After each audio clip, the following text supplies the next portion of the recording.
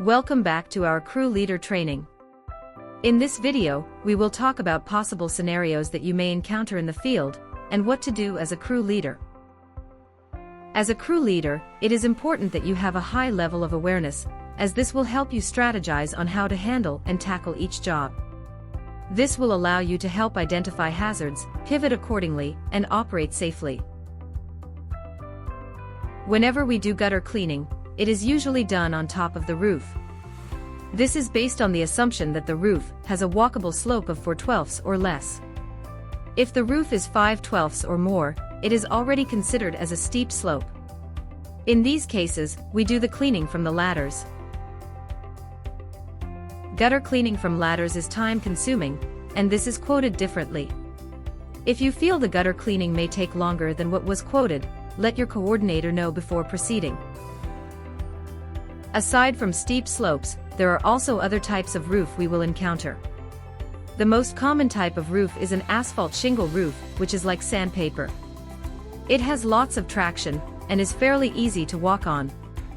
There are other types of roof that we consider non-walkables, as we are unable to install our fall protection gear on the roof. This compromises our safety protocols, so we also have to do the cleaning from ladders.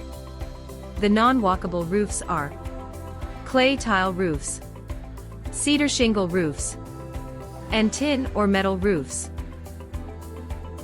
Aside from the type of roof, you may also want to consider the quality of the roof. In some cases, even if it's an asphalt shingle roof, we want to make sure it's in good condition and not worn out, so it can have proper grip on your shoes. There may also be occasions wherein the gutters would have gutter guards on them.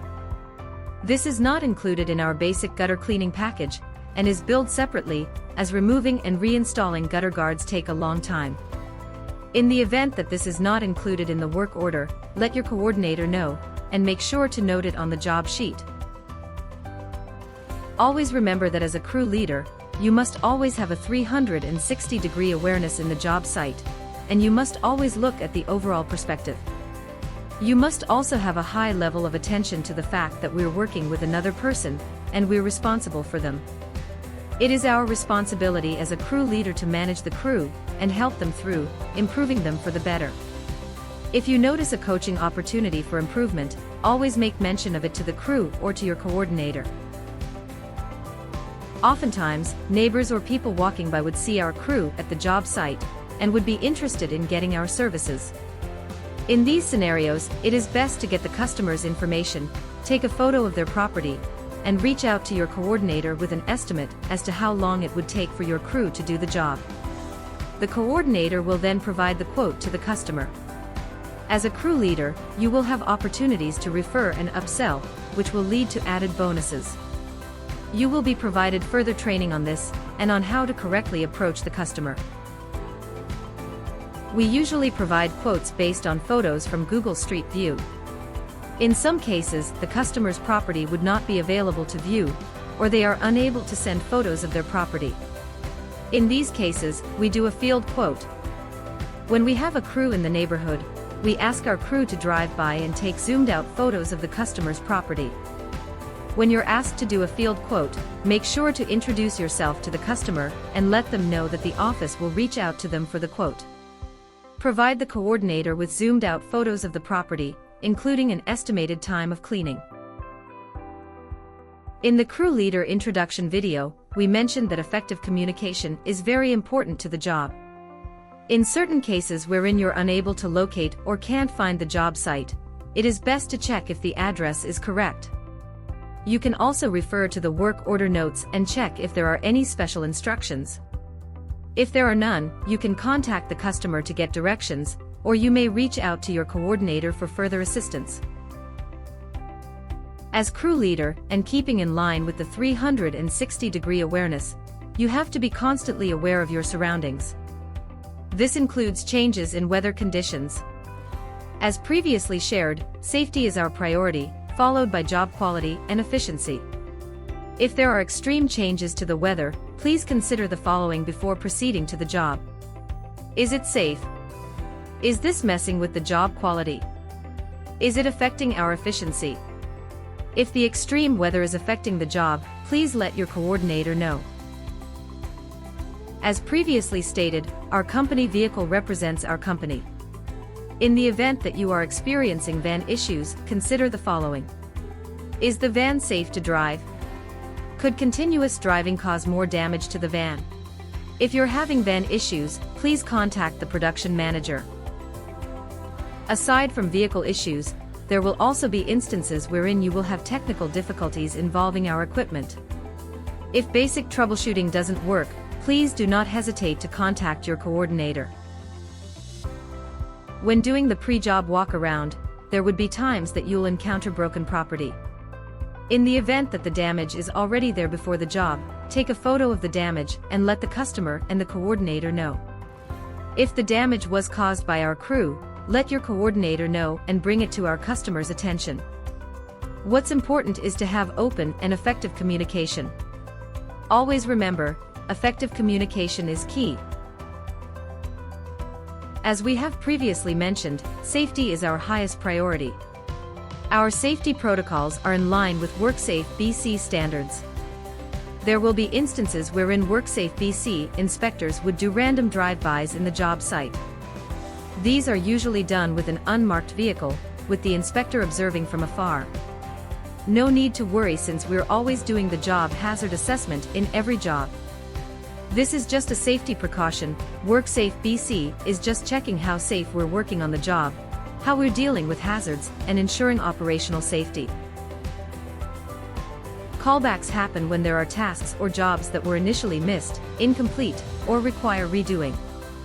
As much as possible, we want to avoid doing callbacks, as this is expensive, and we have to go back to the job site. There are two types of callbacks. Valid callbacks where we should have avoided the issue or situation, and invalid callback, which are out of our control or fault. Please take note that valid callbacks are penalized and deducted from the total bonus amount our crew can get. As a crew leader, there are jobs where you will realize that we are unable to meet customers' expectation, and the job will likely lead to a callback. If this happens, let the coordinator know, so you can work on correcting the course, and get it to where we will leave the customer satisfied. It is important to never leave a job knowing the customer will be dissatisfied. When doing jobs with multiple services, it is important to do cleaning services efficiently and in proper order. This helps us operate smartly, and at the same time meeting the customer's expectations. There will come a time where you will be assigned big jobs, including multi-day jobs. We know these jobs can sometimes be overwhelming and daunting, and you should not let this affect your mindset. Do things one step at a time, breaking tasks into pieces to achieve the bigger goal. As crew leaders, we should strive to abide by the standards we've set, aligning our work ethics with our business priorities. This applies not just on the hard skills that we have, but also in our soft skills, including indirect communication and the body language that we show our customer. Be very efficient and leave our customers with a positive, lasting experience.